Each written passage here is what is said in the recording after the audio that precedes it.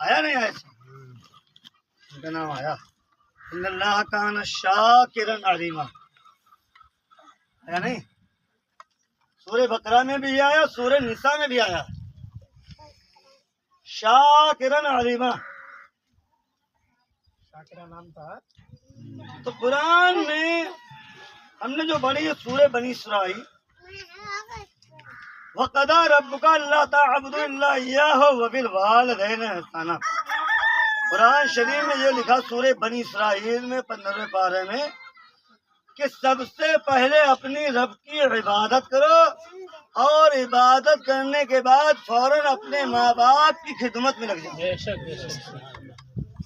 یہ نہیں لکھا ہے کہ کام دھندے میں لگ جاؤ وظیفے میں لگ جاؤ دکان کھول دو. کیا لکھا ہے کہ پہلے اپنے رب کو مانو پوجو. پوجو جو ہے فارسی ہے پوجنے کے معنی آتے بہت ماننا.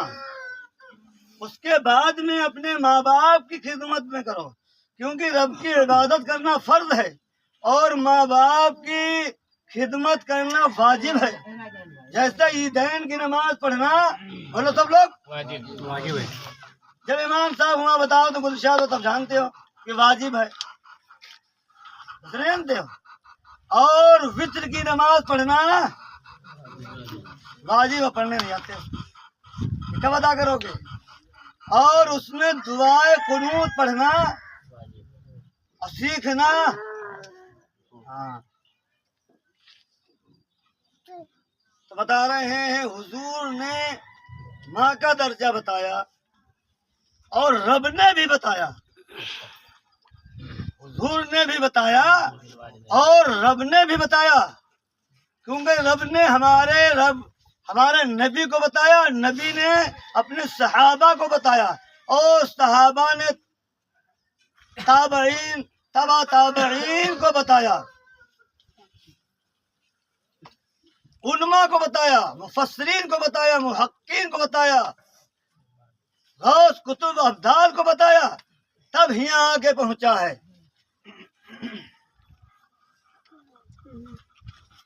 حضور فرماتے ہیں حضور جو ہے بیٹھے تھے اور کہاں بیٹھے تھے خانہ کعبہ کے اندر بیٹھے تھے. سبحان اللہ. خانہ کعبہ کے اندر بیٹھے تھے تو باب السلام وہاں ایک دروازے کا نام ہے وہاں سے ایک عورت گزری خانہ کعبہ کے اندر اور حضور تمام صحابہ کرام کے سامنے سے بیٹھے تھے اور جیسے وہ عورت آئی آپ فوراً تعظیم میں کھڑے ہو گئے صحابہ کے سامنے اور اس کی تعظیم کی عزت کی اور مزمل والی چادر بھی بچھائی اور بیٹھنے کو کہا.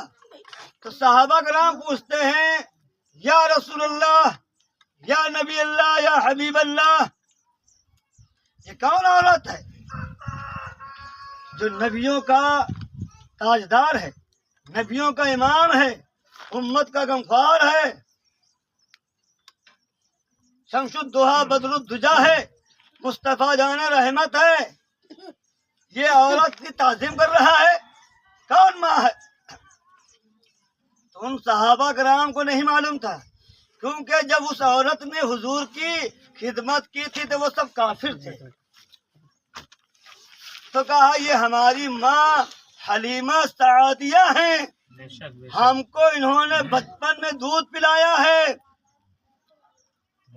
اس لیے ہم ان کی تعظیم کرتے ہیں.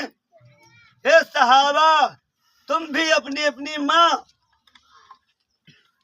کا دودھ پیا ہے تو اپنی ماں کا تعظیم کرنا اور اپنی ماں کے گود میں بیٹھنا اس لیے ماں کے قدموں تلے جنت ہے.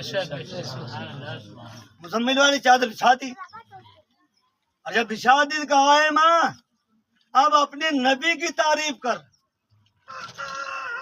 اب نبی کا ہنر بیان کر.